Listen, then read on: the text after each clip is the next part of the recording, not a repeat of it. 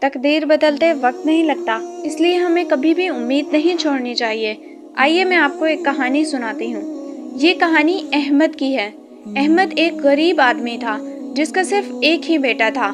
اس کا نام عادل تھا۔ وہ دونوں چھوٹے سے گاؤں میں رہتے تھے۔ ایک دن احمد کا ایک خوفناک حادثہ ہو گیا۔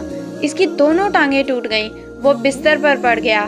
دل ٹوٹ گیا کیونکہ اسے زندگی میں ایک ہی خواب تھا اور وہ اللہ کے گھر حج کے لیے جانا تھا۔ عادل نے یہ سوچ کر سب کچھ دیکھ کر ہمت نہیں ہاری۔ وہ دن رات محنت کرتا رہا، ہر چھوٹا کام کرتا، ڈیلیوری کا کام کرتا اور ہر پیسہ بچا بچا کر جمع کرتا رہا۔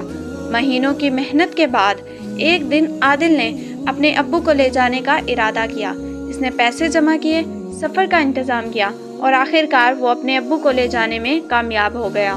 وہ اپنی طاقت نہ ہونے کے باوجود اپنے ابو کو اپنے کندھوں پر اٹھا کر طواف کروا رہا تھا۔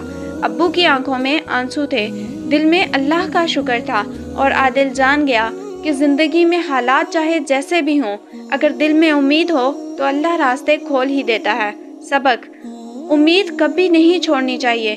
تقدیر بدلنے میں وقت نہیں لگتا، بس دل سے کوشش اور ایمان ہونا چاہیے۔ شکریہ۔